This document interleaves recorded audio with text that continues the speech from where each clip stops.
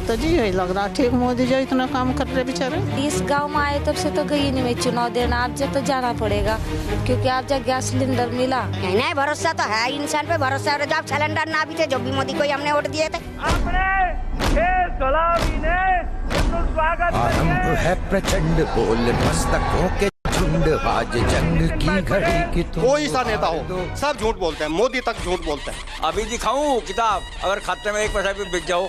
वहाँ किसानों पे लाठी चार्ज हुआ, लट बजवाया। मेरा गन्ना जला 8 बीघे, मेरे पास डॉक्यूमेंट्स हैं, मैं उठाकर लाना चाह रहा था, लेकिन मुझे जाना वहाँ तक जाने नहीं दिया। गाय चली जा रही है और उसको पकड़ लिया, कहने लगे तू तो साले काटने के लिए ले जा रहा है। जान का हो दान आज धनुष के बाण पे उतार दो, आरंभ है प्रचंड बोल।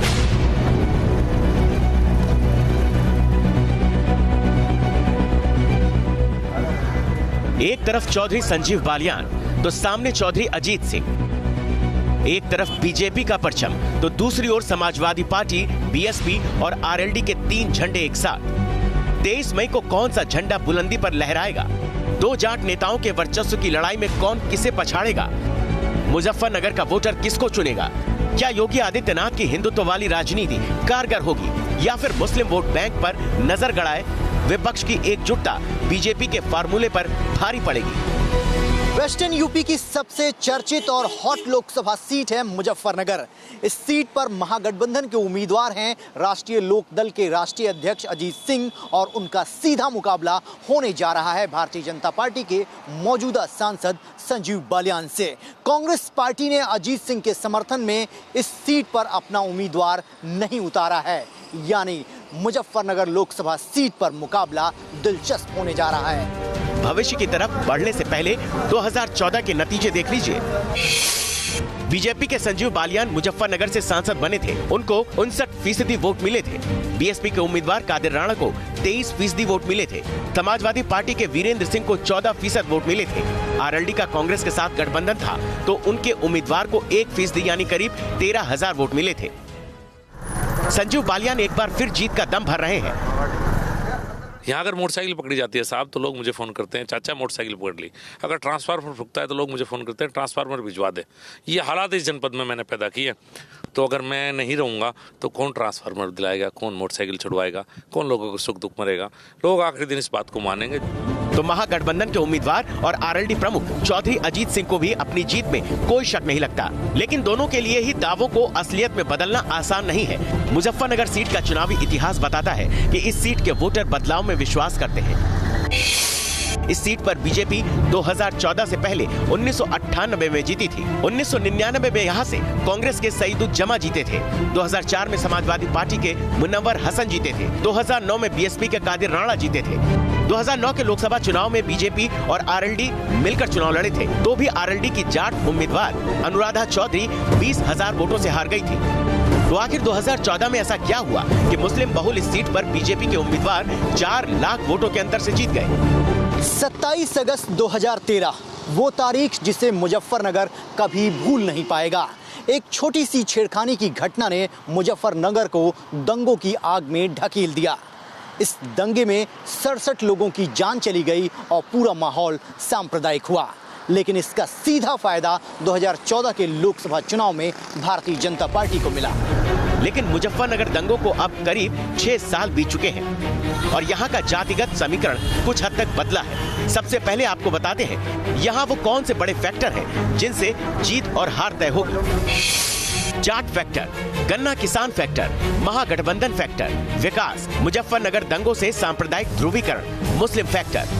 पश्चिम उत्तर प्रदेश को जाटलैंड कहा जाता है क्योंकि यहाँ जाट समुदाय का बाहुल्य है, लेकिन मुजफ्फरनगर में जाटों से ज्यादा मुस्लिम आबादी है। 2011 की जनगणना के हिसाब से मुजफ्फरनगर में हिंदू 57.51% है, मुस्लिम 41.3% है। हिंदुओं के वोट जातिगत हिसाब से बटे हुए हैं। मुजफ्फरनगर में करीब 16.5 लाख वोटर हैं, करीब 5 लाख मुस्लिम वोटर हैं, जाटा वोटर करीब 2,50,000 हैं, जाट करीब 1,50,000 हैं, करीब 7 लाख ओबीसी और गैर जाटो दलितों के वोट हैं। जाहिर है मुस्लिमों के बाद हिंदुओं में जाट सबसे बड़ा समुदाय है। जाहिर है मुस्लिमों के बाद हिंदुओं में जाट और दलित सबसे बड़ा समुदाय है। और आश्चर्य की बात नहीं है कि महागठबंधन और बीजेपी दोनों के ही उम्मीदवार जाट हैं। 2013 तक चौधरी चरण सिंह के बेटे अजीत सिंह ही पश्चिम यूपी के जाटों के बड़े नेता माने जाते थे, लेकिन 2013 के मुजफ्फरनगर दंगों के बाद बीजेपी जाटों की पहली पसंद बन गई। 2014 के आम चुनाव में इसका असर दिखा। संजीव बालियान ने बाजी मार दी। संजीव बालियान पर भड़काऊ बयान देने का आरोप भी लगा, लेकिन तमाम आरोप प्रत्यारोप के बीच संजीव बालियान और बीजेपी ने मुजफ्फरनगर में जबरदस्त जीत दर्ज की। सांप्रदायिक रंग मेरे विरोधी दे रहे हैं। मैं विकास की बात करता हूँ, लोगों के बीच की बात करता हूँ। वो कहते हैं कि 5.5 लाख मुस्लिम वोट मेरी जेब में है।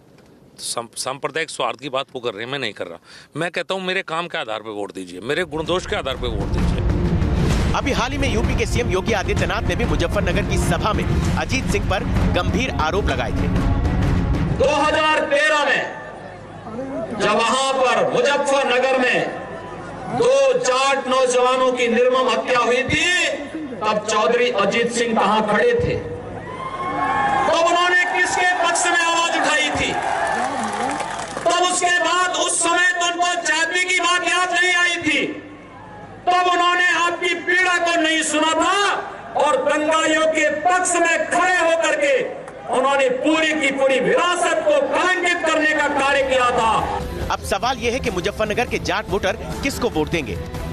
हमारे साथ यहाँ पर मुजफ्फरनगर की जनता है जो अपनी राय रखेगी कि इस बार वो किन मुद्दों को आधार बनाकर वोट देने जा रही है। सबसे पहले आपसे जानना चाहेंगे, यहाँ पर इस बार चौधरी अजीत सिंह हैं, संजीव बालियान जो मौजूदा सांसद हैं, 2 जाटों के बीच वर्चस्व की लड़ाई है। आप लोग यूथ हैं, क्या सोचकर आप लोग इस बार वोट करने जा रहे हैं?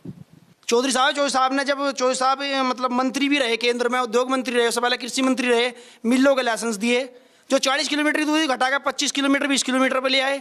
भाग किसानों की तरफ से वे बोलते हैं, बीजेपी कहाँ किसानों की तरफ से बोलती है। दोनों आपके उम्मीदवार जाट हैं, तो किस जाट को ज्यादा प्यार करेंगे? अजीत सिंह को। पहली बात तो पहचान हमारी चौधरी साहब पहचानते, और ये बालियान जी जो हैं सांसद हैं, यहाँ पिछले साल इतना भव्य स्वागत इनका हुआ था, शायद पूरे इसमें ना हुआ क्षेत्र में। उसके बाद इन्होंने आकर निजामाबाद में आते हैं, 2-4 घरों में बैठे चले गए। चौधरी साहब पहले बागपत से चुनाव लड़ते थे, आप बोलिए बागपत से चुनाव लड़ते थे, फिर यहाँ मुजफ्फरनगर क्यों आना पड़ा उनको? वे किसानों के अच्छे नेता हैं और किसानों की लड़ाई लड़ते हैं, इसलिए उनकी भारी जीत होगी। जाहिर है इस बार बीजेपी को जाट समुदाय के वोट एक मुश्त मिलना संभव नहीं दिख रहा है। चौधरी अजीत सिंह और संजीव बालियान के बीच जाट वोटरों का बंटवारा हो सकता है। मुजफ्फरनगर में जाट समुदाय समेत बाकी किसान भी गन्ना की खेती करते हैं। अब यहाँ भी एक फैक्टर बीजेपी के खिलाफ जा रहा है। बीजेपी ने गन्ना किसानों को 14 दिन में बकाये भुगतान का वायदा किया था। इसका मतलब ये कि किसान चीनी मिलों को अपना गन्ना बेचते हैं और उस गन्ने का भुगतान 14 दिन में किसानों को करने का भरोसा बीजेपी ने दिलाया था। गन्ना किसानों के बकाये के भुगतान में पहले के मुकाबले बेहतरी आई है, लेकिन अभी पूरे उत्तर प्रदेश में चीनी मिलों पर किसानों का 10,000 करोड़ से ज्यादा का बकाया है। मुजफ्फरनगर को चीनी का कटोरा कहा जाता है। यहाँ पर गन्ने की खेती प्रचुर मात्रा में होती है और इस बार के लोकसभा चुनाव में भी जो किसानों का मुद्दा है सबसे अहम है, क्योंकि हर एक सरकार ये वादा करती है कि वो किसानों के लिए बहुत कुछ करने जा रही है। इस वक्त हम मुजफ्फरनगर में मौजूद हैं और यहाँ पर गन्ने की खेती प्रचुर मात्रा में होती है, इसलिए गन्ना किसानों से जुड़ा हुआ मुद्दा आमतौर पर चुनावी मुद्दा बन जाता है। तो इन्होंने कोई कीमत नहीं बढ़ाई इस साल और पेमेंट भी ठीक नहीं हो रहा गन्ने का, जिससे हमारे जो बच्चे सही नहीं है स्कूल में, मतलब पढ़ भी रहे तो उनकी फीस नहीं जाती टाइम पे। वैसे बिजली भाई सब सही आ रही है सरकार में, जैसा भाई गुंडागर्दी कम हो रही या तो एक अच्छी बात है, लेकिन किसान परेशान है। इन्होंने 3 वादे करे थे जब सरकार आई थी। 14 दिन में पेमेंट, गंडे का भाव बढ़ाऊंगे 400 रुपये का आता, ना तो इन्होंने वो बढ़ाया, ना इन्होंने 14वें दिन पेमेंट दिया। इस मामले में हमने किसान क्रांति यात्रा काट दी थी, शांतिपूर्वक काट दी थी। हमारे क्षेत्र के ये संजीव बालियान जी भी हैं हाजी मंत्री, वहाँ किसानों पे लाठीचार्ज हुआ, लठ बजवाया, हमारे भी चोट लगी और का भी चोट लगी, गोली भी लगी पैरों में, 1-2 आदमी मर गया था उसमें। वहाँ ये गांव बछड़े खेतों में फिर रहे, ना सही टाइम पे खाद पे भी पैसे बढ़ा दिए। इन्होंने जो है ना फसल बीमा योजना चालू की थी, जो कि 2014 से पहले लागू नहीं थी। उस योजना का कोई लाभ नहीं हुआ। मेरा गन्ना जला 8 बीघे, मेरे पास डॉक्यूमेंट्स है, मैं उठाकर लाना चाह रहा था, लेकिन मुझे जो है ना वहाँ तक जाने नहीं दिया। मुझे कोई उसका जो है ना प्रीमियम नहीं मिला, मुआवजा नहीं मिला। अगर एक सड़क है हमारे यहाँ जी जो हमारी फैक्ट्री तक जाती है, हम गन्ना डालने जाते हैं, उससे बहुत परेशान है। हमारी ट्रोली पलट जा और 5 साल तक हम कहते होली वो तो वो नहीं बढ़ाई, लेकिन वो वादा करा उन्होंने हमारे से कि अब की बार हम तुम्हारी सड़क पहलगाम बढ़ाओगे, लेकिन नोट संजीव बाजान कर। किसानों में मौजूदा सरकार को लेकर नाराजगी तो है, लेकिन नाराजगी के बावजूद उनकी पसंद कमल ही है। दोनों जाट है, कोई से चुना गए। कौन अच्छा है आप? अच्छा तो ठीक, दोनों ही ठीक है। क्या मन में चल रहा है, क्या माहौल लग रहा है, किसका? राष्ट्रीय लोकदल। राष्ट्रीय लोकदल की ज़्यादा, क्योंकि मुसलमान प्लस दलित और जाट 70% लोकदल के, 30% भाजपा को जाट मिल सकता है। पश्चिम यूपी में नरेश टिकैत की अगुवाई में किसानों ने कई बड़े आंदोलन किए, तो किसान नेता नरेश टिकैत की पसंद कौन है, ये सुनिए। दोनों ही अपने आदमी हैं। चौधरी अजीत सिंह भी आखिरी चुनाव है इनका भी, और संजीव बालियान जो यही बालियान उससे ही है, हमारे खाप से ही है, उन्हें भी नहीं नकारा जाता। तो हमारे उसमें तो ऐसा पैंच फंस रहा। तो हम तो इस तरह नहीं सोच रहे भाई, जिस तरह तभी ये किसान जो देहात के आदमी है, जिस तरह तभी अपने वोट कर अपने कर लो शांति के, उसमें हम तो यही चाह। जाट वोटों का यहाँ दोनों दलों में बंटना तय है। आरएलडी गठबंधन मुस्लिम, दलित और यादव वोटों को अपने हिस्से में मान रहा है, लेकिन अब यहाँ पीएम मोदी की लोकप्रियता और केंद्र सरकार की योजनाएं महागठबंधन के जातिगत वोट बैंक में सेंध लगाती दिख रही हैं। हमने हर समुदाय के लोगों से बात की और उनके मन को टटोलने की कोशिश की। कुछ आपको मिला सरकार की तरफ से? हाँ जी मिल रहा। क्या मिला? एक तो राशन मिल रहा था, एक धड़ी मिलो या कुछ मिल रहा है। हाँ, और जी मुझे पेंशन भी मिल रही थी जब से। झूठ सी बात, झूठ नहीं बोलने की, भगवान को जान देनी, झूठ नहीं बोलने की। तो किसको वोट करोगे, कौन ठीक लगता है? हम तो जी यही लग रहा ठीक, मोदी जो इतना काम कर रहे बेचारे। तो किसको वोट करेंगे आप लोग? मोदी को देंगे जी। क्यों? और किसे देंगे जी? मोदी को क्यों दोगे, क्यों अच्छा लगता है मोदी? मोदी अच्छा काम कर रहा तो मोदी को ही देंगे जी। और बाकी कोई काम नहीं किया? हमारा तो लैटरीन भी नहीं बनी, हमारा मकान भी नहीं बना, तो दब जाते पर का। उनको जानते हो अजीत सिंह को? ना जी, हम तो जानते नहीं। और मोदी को जानते हो? हाँ। लेकिन चुनाव तो संजीव बालियान लड़ रहे हैं यहाँ पे। नहीं लड़ तो रहा हो चाहे कोई भी, पर हम तो इसी का पता भी चलेगा। प्रधानमंत्री योजना का मिला हम। प्रधानमंत्री आवास योजना का? हाँ जी। तो ये जो आपका मकान बन रहा है वो प्रधानमंत्री आवास योजना के तहत आपको मिला है? हाँ जी, जो गरीब आदमी को मिलना चाहता वो डायरेक्ट मिला, इसमें बीच में कोई वो नहीं रहा है। क्या क्या मिला है सरकार की तरफ से, क्या लाभ मिला? मकान भी मिल गया जी, गैस सिलेंडर भी मिल गए, पेंशन की योजना भी मिल गई, सारी चीज मिल रही जी। किसको वोट देना पसंद करेंगे आप? भाजपा को ही देंगे जी, जिसने हमें लाभ दिया जी वोट उसी को देंगे जी। मकान बन गए, 2.5 लाख रुपए दिए, और किसी खाए पीने नहीं दिया, किसी ने कोई अनाज मिलता है फ्री? अनाज मिला है हाँ। चुनाव के दौरान जिस लहर की बात की जाती है वो जमीन पर लोगों से बातचीत करने में समझ आती है। वोटरों का बड़ा हिस्सा ऐसा होता है जो हवा का रुख देखकर वोट देता है। भैया हम तो जिससे कहोगे उससे दे देंगे, हमें तो पता नहीं, मेरा तो पहली बार आ रहा चुनाव, तो मुझे तो पता नहीं है अब जा किसे दोगे किसे नहीं। जिसे लुगाई दोगी उसके लारे तो जाना ही पड़ेगा, हम उसके लारे मैं उसे दे दूंगी। अच्छा हाँ। तुमको नहीं पता है कि कौन चुनाव लड़ रहा है यहाँ? नहीं पता तो है ही, कौन लड़ रहा है, पर अब नाम हमका पता जो बताते हम तो, हमें तो हम कभी गए भी नहीं, और इस गांव में आए तब से तो गई नहीं मैं चुनाव देना। आप जब तो जाना पड़ेगा, क्योंकि आप जब गैस सिलेंडर मिला इसकी वजह से तो जाना ही पड़ेगा। जिसे भी दोगी लुगाई या जाओगी तो उनको देना ही पड़ेगा। किसने दिलवाया सिलेंडर? ये मुझे नहीं पता किसने दिवाया किसने नहीं, मोदी ने दिवाया का किसने दिवाया ये कब। फिर किसको वोट करो? जी मोदी को ही देंगे हम। तो तुम काम भी तो मोदी नहीं कर रहा? हाँ काम भी मोदी करेंगे, और करेंगे कौन? नहीं भरोसा तो है इंसान पे, भरोसा है। जब सिलेंडर ना भी थे जब भी मोदी को ही हमने वोट दिए थे। बैंक में खाता मेरा तो खुला नहीं जी। खुला नहीं? हाँ। और खाना किस पे बनाते हो? वो रहा चूल्हा जी। चूल्हा, गैस नहीं मिला? हाँ। तो इस बार वोट हो रहा है, 11 तारीख को वोट करना है ना? अच्छा जी। तो किसको वोट करोगे? जिसको तुम कहोगे जी, जो कोई हमारी देखे, हम कहाँ पड़े गरीब आदमी। वोट तो तुमको देना ना? हाँ देना तो कौन पसंद है, अच्छा कौन लगता है? अजय किसे पता, मैं बताओ सारे अच्छे हमारे लिखा तो जी। तो वोट तो एक मोदी की जब से क्या रहे सब मोदी को कह रहे हैं। हाँ। तो मोदी ने तो कुछ किया नहीं तुमको? ना, मुझे कुछ नहीं किया। तो फिर भी वोट मोदी को दोगे? नहीं, जो जब और सब सरकार और को देगी, हम भी और को दे देंगे वोट। तो क्या किसको देंगे? वन्नू तो जी हम जानते नहीं है। हाँ। और तुम? अजी जब सब वे कराएंगे मैं भी कर दूंगी। नहीं। अब बात आती है मुस्लिम समुदाय की। मुजफ्फरनगर सीट पर करीब 5 लाख मुस्लिम हैं। माना जाता है कि 2014 के लोकसभा चुनाव में मुस्लिम वोट बीएसपी और एसपी में बटे थे।